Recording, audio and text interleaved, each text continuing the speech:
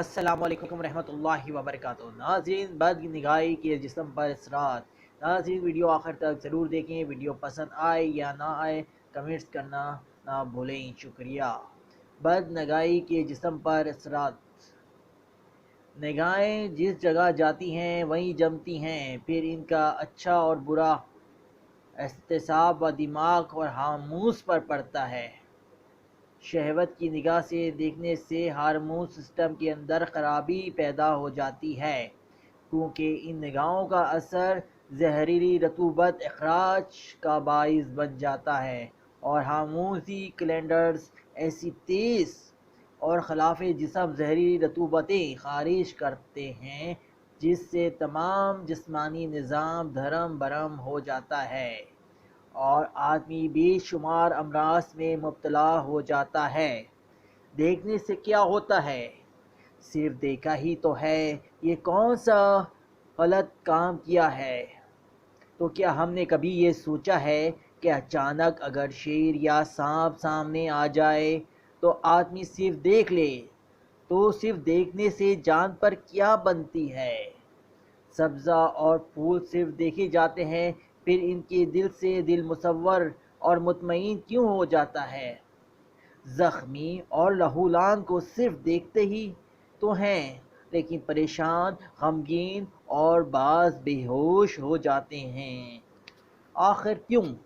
واقعی تجربات کے لحاظ سے یہ بات واضح ہے کہ نگاہوں کی حفاظت نہ کرنے سے انسان ڈپریشن، بے چینی اور مایوسی کا شکار ہوتا ہے، جس کا علاج ناممکن ہے، کیونکہ نگاہیں انسان کے خیالات اور جذبات کو منتشر کرتی ہیں۔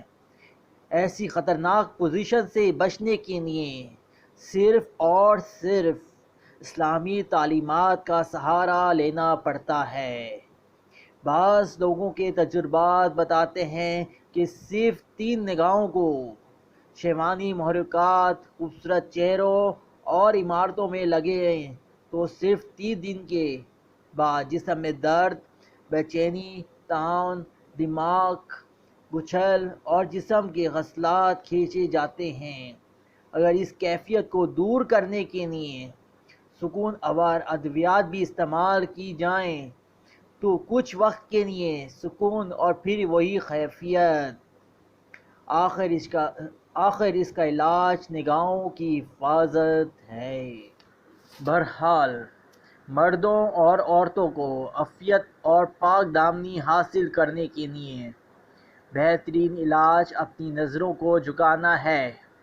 خاص طور پر اس معاشرے اور گندے ماحول میں بے شرمی اور بے حیائی اس قدر عام ہے کہ نظروں کو محفوظ رکھنا بہت ہی مشکل کام ہے۔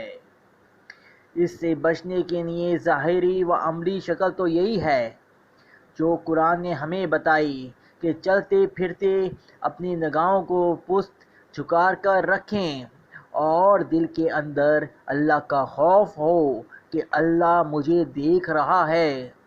جس قدر اللہ تعالیٰ کا خوف زیادہ ہوگا، اتنا ہی حرام چیزوں سے بچنا آسان ہوگا۔ حدیث پاک میں آقا کریم صلی اللہ علیہ وآلہ وسلم کا ارشاد ہے، آنکھیں زنا کرتی ہیں اور ان کا زنا دیکھنا ہے، جبکہ قرآن کریم میں اللہ رب العزت کے ارشاد کا مفہوم ہے، زنا کی سوچ کے قریب بھی مت جاؤ، بے شک یہ بہت ہی برا راستہ ہے۔ اب آپ خود دیکھیں کہ جب تک ہم دیکھتے نہیں تو سوچتے کیسے سکتے ہیں؟ اس لیے جب نگاہیں مسلسل برائی دل میں رکھ کر کسی کا پیچھا کرے گی تو زنا کا اور زنا کی سوچ کا معاملہ دل میں تقویت پکڑے گا۔ اس لیے جہاں اللہ رب العزت نے مسلمان عورت کا پردے کا حکم دیا، وہیں مرد کو بھی اپنی نگاہیں جھکا کے رکھنے کا حکم دیا۔ مزید برآں آیات پہلے کسی کو مخاطب کیا گیا یا بعد کی آیات میں کسی کو حکم دیا گیا، مرد و زن دونوں اس اخلاقی معاملے کے مکمل ذمہ دار اور حقوق العباد کی معاشرتی سی میں آتے ہیں۔ بد نظری کے طبی نقصان۔ ایک بد نظری سے کئی مرض پیدا ہو جاتے ہیں۔ اگرچہ ایک سیکنڈ کی بد نظری ہو، دل کو ضعیف ہو جاتا ہے، فوراً کشمکش شروع ہو جاتی ہے کہ نہیں، کبھی ادھر دیکھتا ہے کبھی ادھر دیکھ رہا ہے، کوئی دیکھ تو نہیں رہا۔ اس کشمکش سے قلب میں ضعف پیدا ہوتا ہے اور گندے خیالات سے مثانے کے غدود متورم ہو جاتے ہیں، جس سے اس کو بار بار پیشاب آنے لگتا ہے۔ پیشاب سے پہلے یا بعد میں رطوبتوں کے اخراج کا معاملہ پیدا ہو جاتا ہے اور انسان کو جسمانی دیمک کی بیماریاں لگ جاتی ہیں۔ ایسے جسمانی دیمک کی بیماری کے مریضوں کی تعداد مرد اور عورت دونوں میں ہی آج کل بہت زیادہ ہے۔ ہر عصیان برائی کا سبب نسیان ہے۔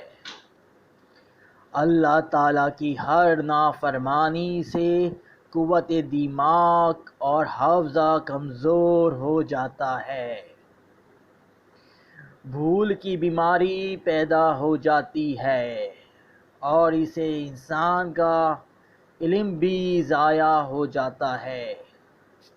پھر گردے کمزور ہوتے ہیں اور بد نگاہی کی بد عادت میں سارے اعصاب کمزور ہو جاتے ہیں۔ یوں سمجھ لیجئے کہ زلزلے میں کیا ہوتا ہے۔ جب کہیں زلزلہ آتا ہے تو عمارت کمزور ہو جاتی ہے یا نہیں؟ گناہ نفس و شیطان کی طرف سے زلزلہ ہوتا ہے، جو اپنے آپ کو گناہ سے بچاتے ہیں۔ اچانک نظر پڑی اور فوراً ہٹا لی تو بھی دل میں زلزلہ آتا ہے، جھٹکا لگتا ہے، مگر گناہ کرنے کی سوچ اور بری نظر سے بار بار یا مسلسل دیکھتے رہنے پر زلزلے کی صورت لعنت برستی ہے اور اللہ تعالیٰ کی طرف سے ذہنی اور دلی بے سکونی کے عذاب کے جھٹکے لگتے ہیں۔ ناظرین، دیکھ کر دوسروں سے بھی شیئر کریں کہ دوسروں کا بھی فائدہ ہو۔ ناظرین، دعاؤں میں یاد رکھیے گا، نام نہیں بھولیے گا۔ ظہیر فیضان علی خان۔